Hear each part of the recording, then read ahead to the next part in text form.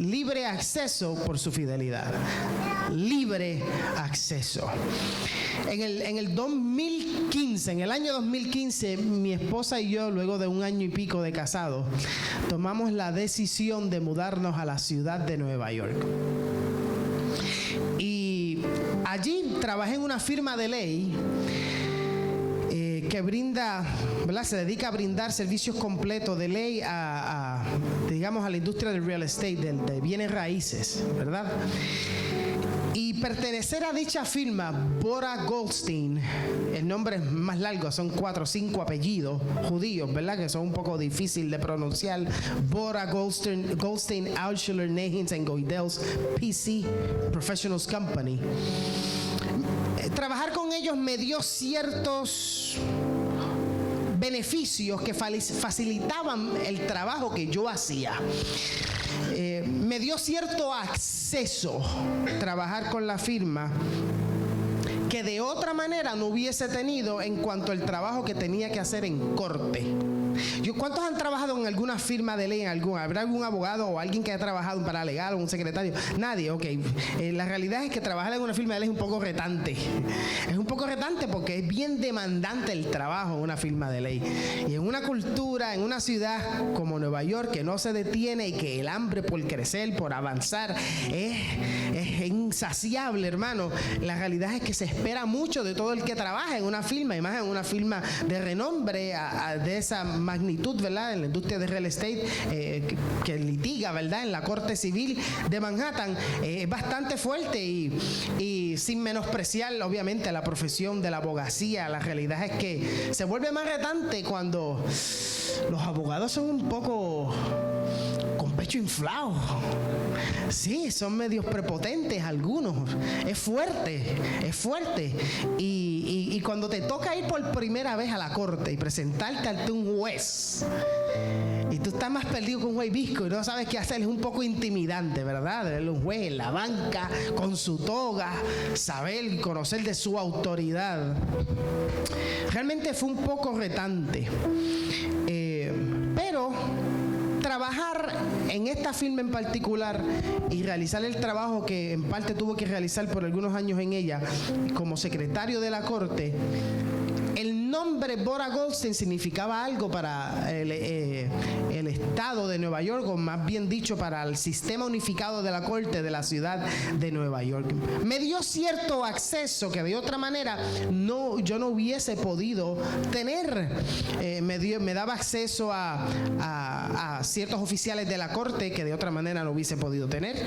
Cuando yo decía que iba de parte de Bora Goldstein, me dejaban entrar por la entrada de acceso de los abogados y los oficiales sin requisito de identificación. Me daba acceso a archivos determinados.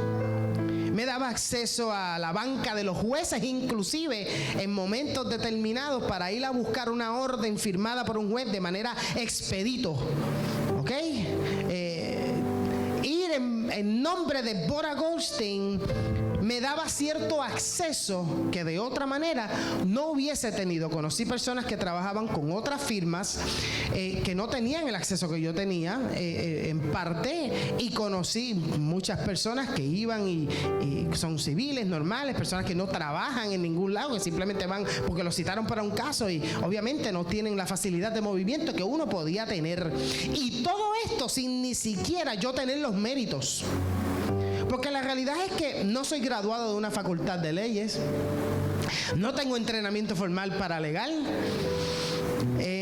no vengo de una familia adinerada y mucho menos tengo un apellido judío. Y la firma no es una firma de judíos. Esos nombres son nombres judíos. Bora Goldstein, que es el managing partner actual, que lo ha sido desde que la fundó. Es un apellido judío, Goldstein. Y yo no tengo un apellido judío. Bueno, yo descubrí hace un tiempo atrás que de parte de mi papá, ¿verdad? Tenemos ascendencia sefardita. Yo creo que todos tienen ascendencia sefardita. Tal vez sí, porque fuimos colonizados por los españoles y los sefarditas fueron a tener allá España. Pero yo no tengo un apellido judío. Yo no tenía méritos algunos para tener este acceso, este favor, este beneficio.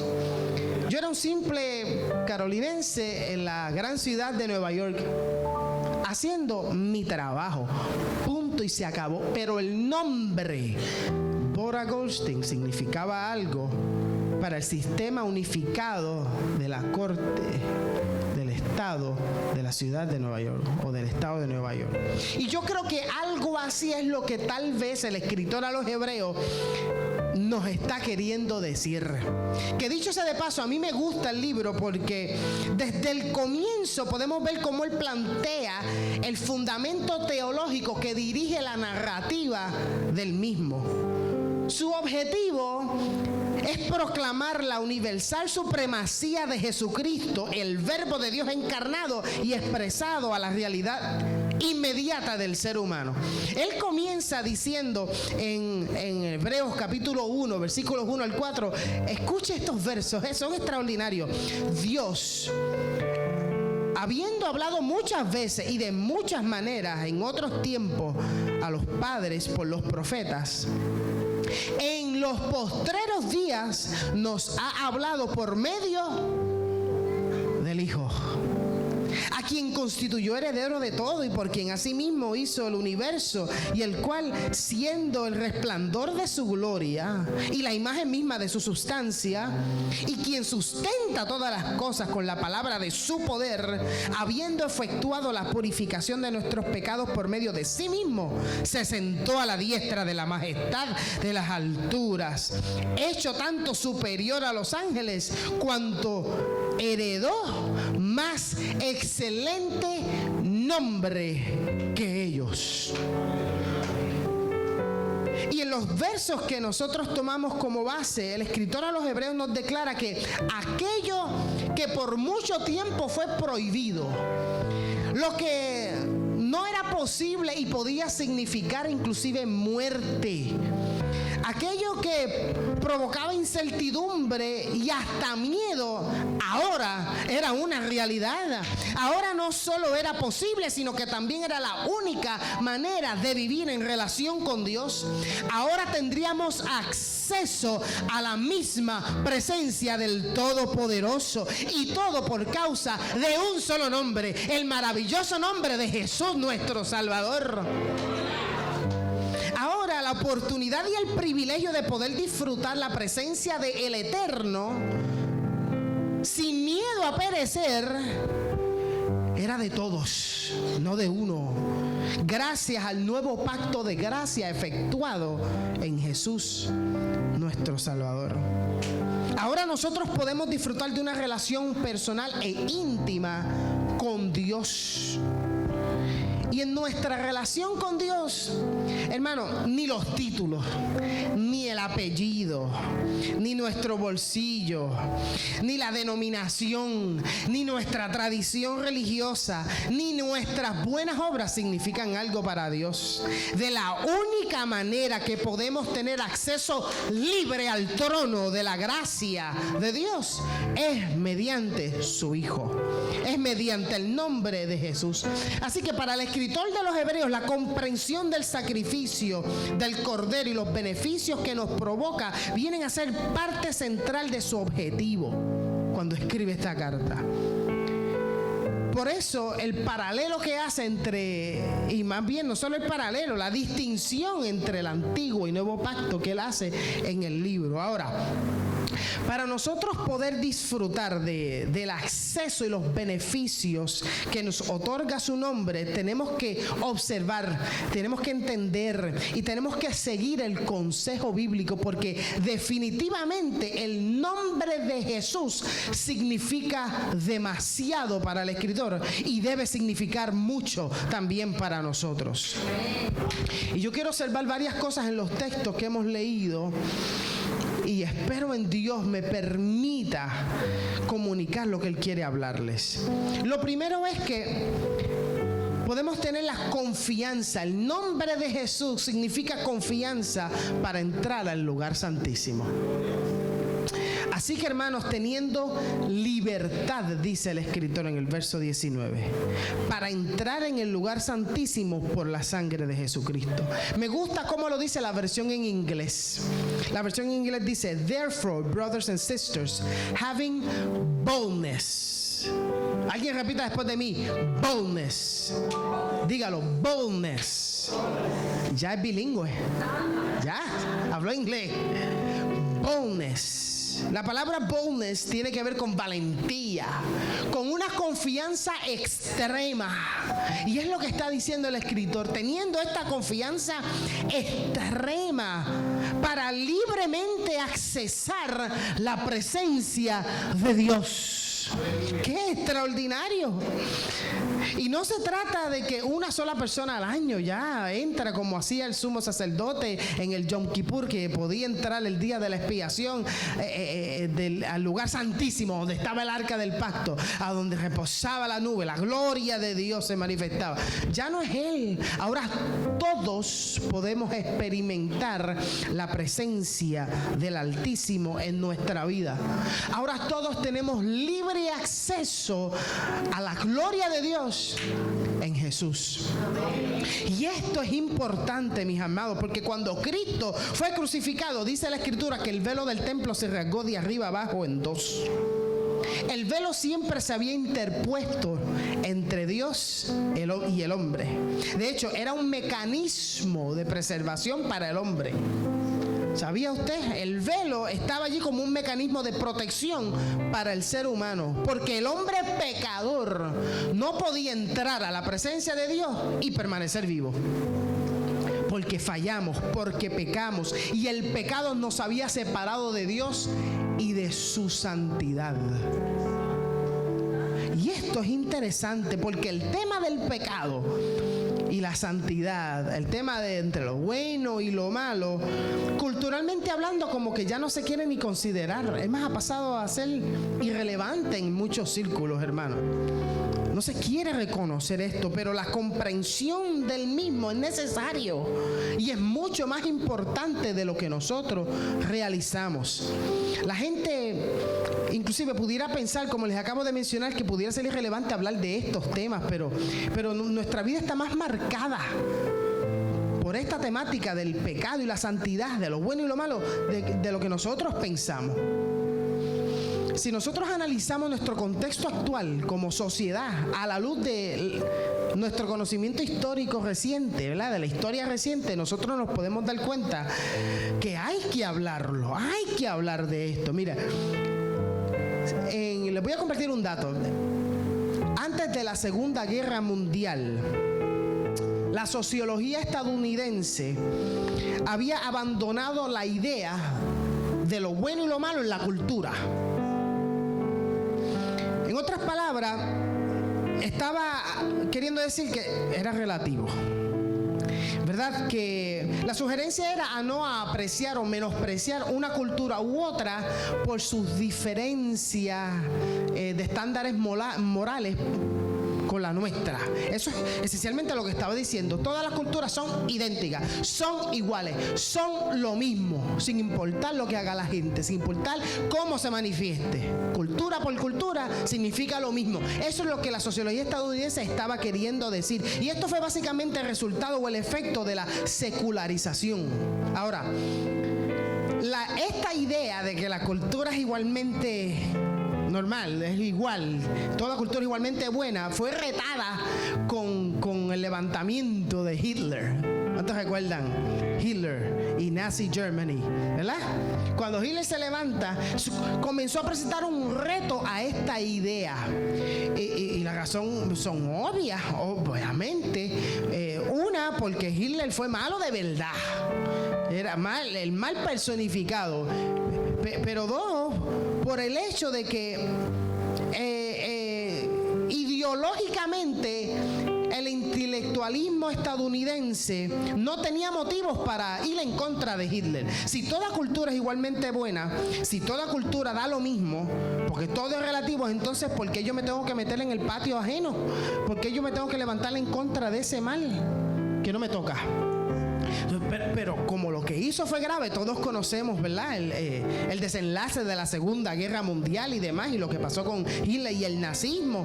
Porque la realidad es que no todas las culturas son buenas. No todas las culturas son iguales. Y no todas las culturas son buenas, porque el mal existe.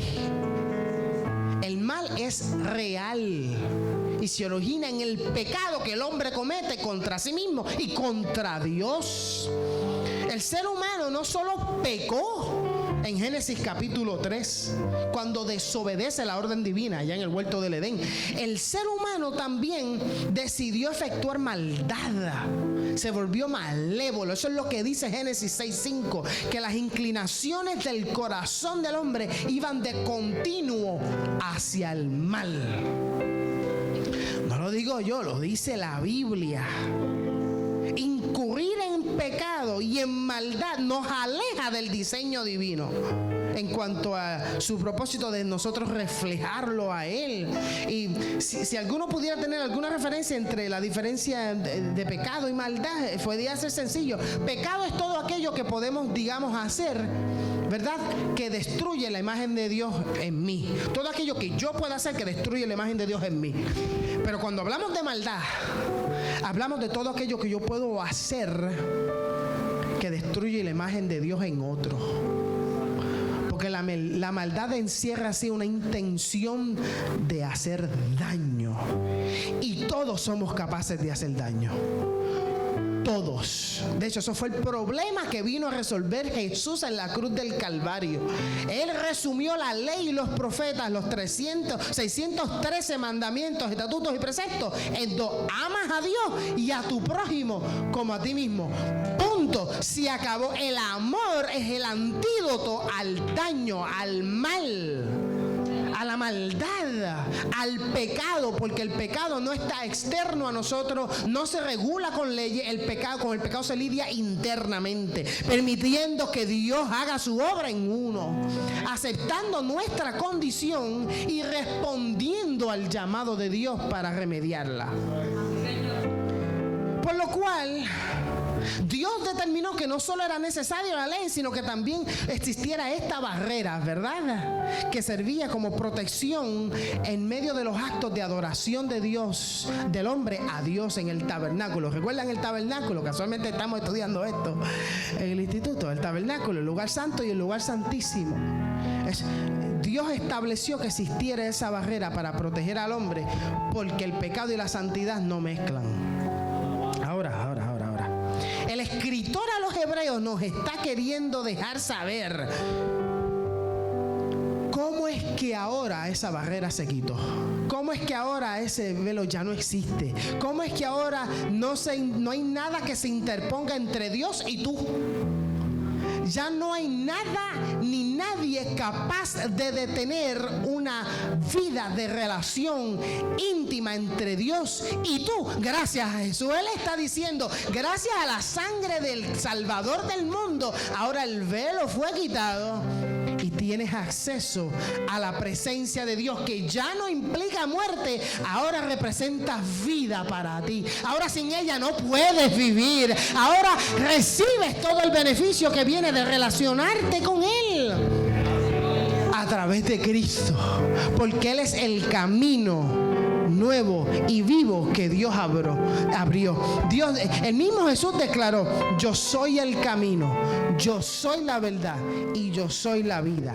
Nadie viene al Padre si no es por mí. Yo soy de los que pienso, tal vez me equivoco, no he hecho un estudio demasiado extensivo en esto, pero he leído tanto sobre el tema con relación al autor del libro a los Hebreos, pero yo soy de los que pienso que fue Pablo, porque se parece más o menos la misma manera en cómo escribe. Mira, Pablo en Efesios, miren lo que dice, Efesios 2:18, porque por medio de Él, refiriéndose a Jesús, los unos y los otros tenemos entrada por un mismo espíritu al Padre. El capítulo siguiente, el capítulo 3 de Efesios, versículo 12, dice: en quien tenemos seguridad y acceso con confianza por medio de la fe en Él. ¿En quién? ¿En quién? ¿En quién? En Jesús. Por medio de la fe en Jesús tenemos entrada y tenemos acceso a la presencia del Padre. Es decir, solo mediante Jesús tenemos acceso a la presencia del Eterno, la cual ahora nuevamente es sinónimo de vida y no de muerte. Por lo tanto, ¿qué nos queda? Acercarnos confiadamente, como Él dice en capítulo 4, versículo 16. Acerquémonos pues confiadamente al trono de la gracia para alcanzar misericordia y hallar gracia para el oportuno socorro. Hay algo que a mí me ha capturado la atención desde que comencé a vivir para Cristo a la edad de 17 años. Yo sé que parezco más joven y no diga lo contrario, pero tengo 37 ahora, cumplo a fin de mes. Los otros días una señora me hizo sentir muy bien. Pues no sé, no me acuerdo dónde que estábamos y me dijo, estábamos hablando, yo creo que estaba haciendo una gestión por mi papá y estábamos hablando así y me dice, ¿pero qué edad tú tienes? Y yo tengo 37 años ya, señora, no ve las entradas por aquí. Y eso es un hijo, nada más, imagínese si tengo más. Pero tú te ves como de 26. Y yo, santo. Gracias, señora, muy amable. Usted también. Me sentí bien. Pero desde que llevo sirviendo a Dios hace 20 años, me he dado cuenta que muchas personas no tienen esa intimidad con Dios, no tienen ese acceso, no logran relacionarse con Él a la manera que Hebreo nos expone, podemos hacerlo. Y me gustaría sugerir que la diferencia entre quienes logran vivir experimentando la presencia de Dios y quienes no, es su confianza en el sacrificio de Cristo. Mientras más confiamos en el poder de su sangre, más logramos vivir experimentando su presencia transformadora. Ahora, lo que sucede es que nosotros a veces nos apoyamos más en nuestros méritos, en nuestra fuerza. Religiosamente nos gusta, de hecho, yo creo que es algo positivo, la meritocracia, ¿verdad? Que nos aprendamos a ganar las cosas, el sistema de esfuerzo y recompensa. Eso es importante, eso se ha perdido y yo creo que es esencial en la vida del ser humano para que el ser humano florezca, ¿verdad? Y todo lo demás. Así que reprenda toda filosofía marxista por ahí. Nadie nos debe nada. Le debemos todo a Dios y tenemos que ganárnoslo. Punto. Ahora, en el reino, con relación a la presencia de Dios y a vivir en comunión con Él, nada de lo que usted y yo podamos hacer será suficiente y capaz de hacernos ganar el favor de Dios. Por eso la salvación es gratuita. La salvación es gratuita, Efesios lo dice. Bueno, realmente es más que gratuita. La gente dice la salvación es cara. La salvación no es ni cara, la salvación es invaluable. No se le puede poner precio, porque la sangre del Cordero no tiene precio. Ese es el valor máximo. Christ is the ultimate sacrifice. Es el sacrificio más alto que jamás haya podido pagar por usted y por mí. ¿Qué me hace pensar que algo que yo pueda hacer realmente me acomoda bien delante de Él? Cuando Isaías ya profetizó años pasados que nuestras mejores obras de justicia son como trapos de inmundicia delante del Señor. Pero religiosamente nos gusta ocuparnos de lo que nos corresponde y partir de ahí para decir merezco la presencia, merezco a Dios hoy. Hoy no mentí ni una sola vez. Fui a los taxes y no tiré las mentiras. Señor, bendíceme con el reintegro. Esa es nuestra manera de pensar, ¿verdad? Porque hacemos las cosas bien. Hoy viene a la iglesia esta semana todos los días. Así que, Padre, concédeme esto. Ahora sí que sí. Porque nosotros ponemos énfasis en lo que hacemos en vez de poner nuestra fe y confianza en lo que Él ya hizo. Si sabemos que lo que hagamos no es suficiente, no es excusa para no hacerlo. Simplemente no es la vía. Tenemos que obrar bien, tenemos que vivir en santidad, tenemos que zapatearnos del pecado, como decimos, tenemos que ser correctos, íntegros, no mentir, no robar, etcétera. Eso es parte de la moral que nos gobierna conforme a lo que enseña la Biblia, pero para llegar a disfrutar la presencia transformadora de Dios, hay un solo mérito, hay una sola vía, hay uno solo que nos las hace merecer. Ese fue Jesús, el perfecto. Jesús el perfecto, Jesús el Hijo. Ese nos abrió el camino y solo a través de su sangre podemos accesar su presencia. Que nunca se te olvide que es por la sangre del Cordero, no es por mis días de ayuno, no es por mis años de fidelidad a esta comunidad, no es por esto u lo otro que lo merezco. Nunca lo voy a merecer, porque yo sé que en mí hay pecado. Y Juan dice, es más, si alguno dice que no tiene pecado, el tal es mentiroso. Porque tenemos una naturaleza pecaminosa y jamás podremos hacer lo suficiente como para merecer el amor de Dios. Jamás. De hecho, él mismo dice, en esto se constituye el amor de Dios, en que nos amó primero, en que siendo nosotros pecadores, Él se entregó por nosotros, aleluya, y nos perdonó todos los pecados. Él se convirtió en la vía a través de la cual podemos experimentar a Dios en nuestra vida, en todas las áreas y facetas de la misma. Solo a través de Jesús, de su sangre y de su sacrificio. Lo dice el texto. Por la sangre de Jesucristo, por el camino nuevo y vivo que Él nos abrió a través del velo, esto es, de su carne. Jesús, con su carne flagelada en la cruz del Calvario, sustituyó el velo. Cuando Él expira, el velo del templo se rasga, porque Él se convierte en el velo. Ahora su carne es a través de la cual nosotros entramos. Aleluya. Ahora es a través de Él, no a través de la nuestra, a través de nuestro esfuerzo, es a través del de Él, es a través de su carne, porque Él es Dios encarnado. En el principio era el Verbo, y el Verbo era con Dios, y dice Juan, el Verbo era Dios. Este era en el principio con Dios, y con Él, o por Él, todo lo que se hizo fue hecho, y sin Él nada se hubiese creado. Y explica en su primer capítulo, verso 14, y este Verbo, el Logos, se hizo carne y habitó entre nosotros, y vimos su gloria, gloria como la del unigénito del Padre, lleno de gracia y de verdad. Hermano, podemos tener confianza para entrar a la presencia de Dios, porque Jesús nuestro Salvador fue el sacrificio perfecto, porque tomó nuestro lugar, recibió nuestro castigo, nuestro juicio, nuestra condenación, nuestra vergüenza, y Él la llevó nuestra maldición en sustitución por nosotros, y a cambio nos otorga su justicia. A cambio nos otorga su justicia, su perfección. No somos perfectos en actos, todos fallamos, pero somos perfectos en nuestra posición de hijos.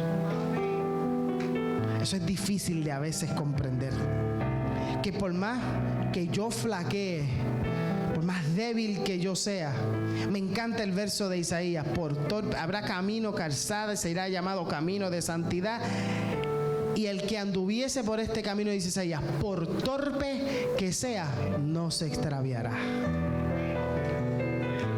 Tenemos un paso directo al Padre, un acceso directo a Él, porque Jesús es el camino. Su perfección delante de Dios nos cubre. Y ahora, por más frágil que yo sea, cuando yo vengo a Dios en el nombre de Jesús, bajo la sangre del Cordero, la presencia de Dios comienza a manifestarse en mi vida. Aleluya. Ya no hay nada que se interponga entre Dios y yo. Ahora podemos tener comunión. Gracias al sumo sacerdote que efectúa el sacrificio, porque Jesús fue ambos, el Cordero y el sacerdote. Un último último pensamiento para ir a la conclusión. Escuche. Teniendo un gran sumo sacerdote sobre la casa de Dios, dice el verso 21. Teniendo un gran sumo sacerdote sobre la casa de Dios. El nombre de Jesús no solo nos proporciona el beneficio del acceso a la presencia de Dios, lo hace porque nos permite disfrutar de la intersección, de la mediación eterna de Jesús como sumo sacerdote, según el orden de Melquisedec. Y Él está sobre la casa de Dios. Yo quiero que usted levante su mano derecha y diga conmigo: yo soy casa de Dios. Amén. Eso es importante que lo recuerde. Y Jesús está sobre la casa de Dios. Mire, Efesios 2, 18 al 22 leen así: así que ya no sois extranjeros ni advenedizos, sino conciudadanos de los santos. Escuche, miembros de la familia de Dios, edificados sobre el fundamento de los apóstoles y profetas, siendo la principal piedra de ángulo Jesucristo mismo, en quien todo el edificio, toda la estructura bien coordinado va creciendo para hacer un templo santo al Señor, en quien ustedes, dice, también son juntamente edificados para morada de Dios en el Espíritu. Esta idea de que la iglesia sea la casa de Dios no es nuestra, es del Señor mismo. Y es realmente hermoso, hermano, que Dios habite en su iglesia. Este edificio en donde nos reunimos, y que es un privilegio hermoso, y que está hermoso, dicho sea de paso, este edificio no es la iglesia. Está hermoso y todo, pero estas cuatro no son la iglesia. Nosotros somos la iglesia. Eso es lo que enseña la Biblia. Este edificio es donde se reúne la iglesia. Y aunque se ha consagrado para el servicio a Dios, la pieza más importante aquí eres tú. Tú eres la pieza más importante. Tú y yo somos el cuerpo. Tú y yo somos el lugar donde quiera nos reunamos, ahí se reúne Dios. Este lugar se constituye en casa de Dios y puerta al cielo, porque tú y yo nos reunimos para adorarle, para exaltarle, para bendecirle, para agradecerle, para someternos a Él. Y Jesús está sobre nosotros como nuestro gran sumo sacerdote según el orden de Melquisedec. No tengo el tiempo para ir allá, pero busque Hebreos capítulo 7. Es fascinante lo que dice el escritor sobre Jesús como nuestro sumo sacerdote según el orden de Melquisedec, aquel que no tiene principio de días ni fin, y una cosa extraordinaria. Léalo, porque le declara: tú eres el sacerdote para siempre según el orden de Melquisedec. Y vaya a Génesis para referencias con relación a Melquisedec y Abraham, y cómo le dio pan y vino y los diezmos y todo lo demás. Es extraordinario Jesús revelándose a la humanidad y lo que haría por nosotros. Y yo no sé ustedes, hermanos, pero no hay mayor esperanza que la que Jesús nos brinda. En Él tenemos esperanza de redención eterna. En Jesús. La ley pasó. La gracia, el nuevo pacto en su sangre, es nuestro. Y dice el escritor: tenemos un nuevo pacto sobre mejores promesas. ¿A cuánto no le gustan las promesas? Malas son las de los políticos, ¿verdad? Que raramente se cumplen. Pero las de nuestro Dios, quien es fiel, siempre tendrán fiel cumplimiento. Quiero concluir con lo siguiente, 2 o 3 pensamientos y concluyo, se lo prometo. Debido a que tenemos acceso a la presencia de Dios, debido a que ya no hay nada que realmente sirva como separador o separación entre el lugar santo y el lugar santísimo, entre nuestra experiencia de vida humana sin Dios o ahora con Dios, ya no hay nada que nos impida el acceso. Debemos considerar lo que el escritor dice: acerquémonos pues con corazón sincero en plena certidumbre de fe. Acércate a Dios. Vive acercándote a Dios en todo, en absolutamente todo. Y voy a ser un poco radical con lo que voy a decir ahora, ¿verdad? Y espero no ser malinterpretado. Pero Dios no desea que vivamos lejos de Él. Dios desea que vivamos en proximidad, en cercanía. Tanto así que decidió tomar residencia en nosotros. Esto es una idea fascinante. A mí me vuela la cabeza cómo en un vaso como yo Dios decida en toda su perfección de mudarse y decir: ok, habito en ti, frágil, imperfecto y a veces medio sucio, báñate.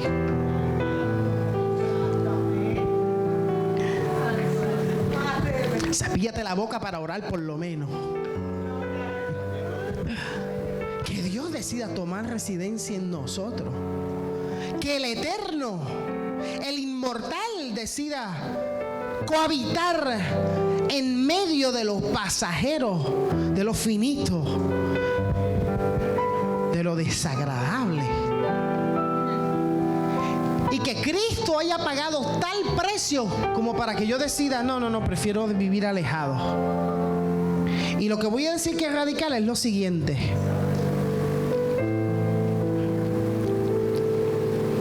Padre, ayúdame.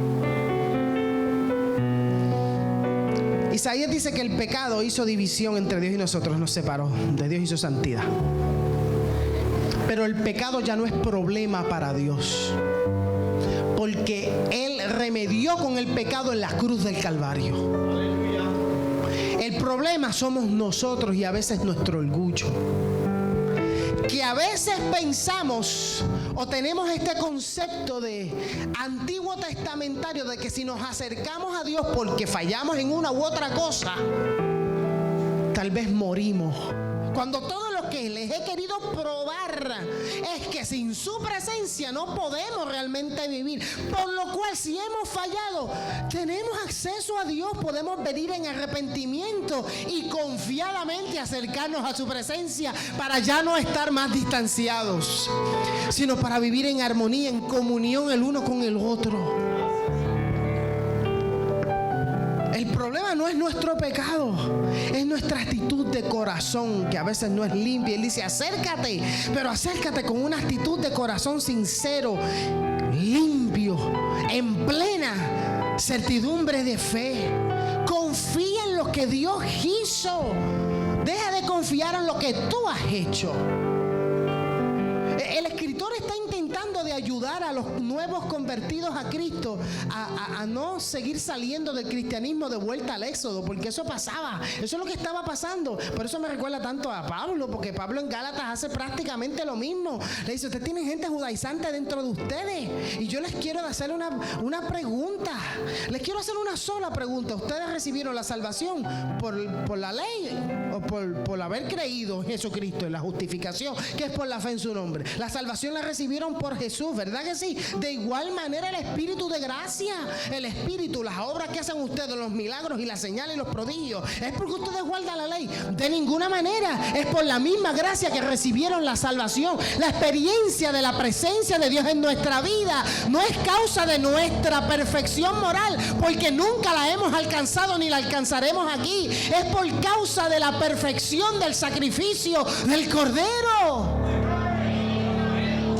Por eso es que más adelante en este libro de los Hebreos él dice: si alguno retrocede, en otras palabras, vuelve a la ley, no agradará a mi alma. Si alguno, conociendo la verdad, decide pecar, y el escritor le dice pecar, le llama pecar el volver al rudimento de la ley, ya no hay más sacrificio que se puede hacer por ustedes.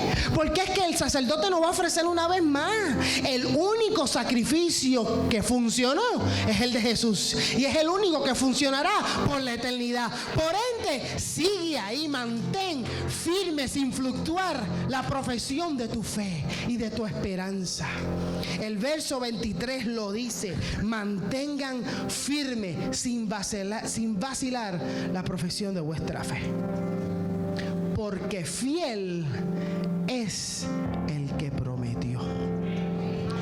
Lo que el escritor a los hebreos está queriendo dejar saber, para mí quizás me equivoco, ¿verdad? Lo que él intenta explicar en este libro es para que lleguemos a una simple conclusión. No se trata de nuestra fidelidad al pacto de la ley. Se trata de su fidelidad al pacto de la gracia. Y mire, yo creo que Dios no descarta nuestro esfuerzo. Yo creo que Dios inclusive honra nuestro sacrificio por Él. Cuando Él dice: si alguno quiere venir en pos de mí, niéguese a sí mismo, tome su cruz y sígueme.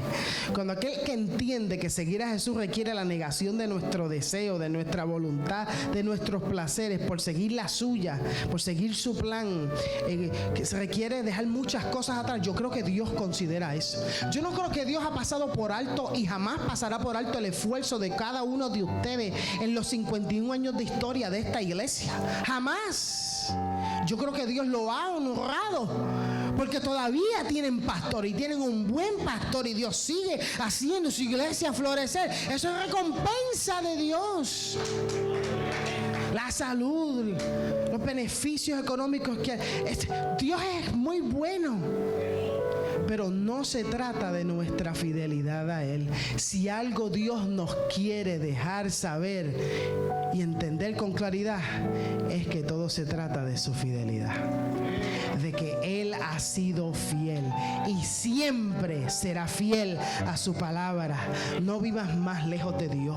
Acércate a Él y confía en el método que Él ha provisto para tu relación con Él.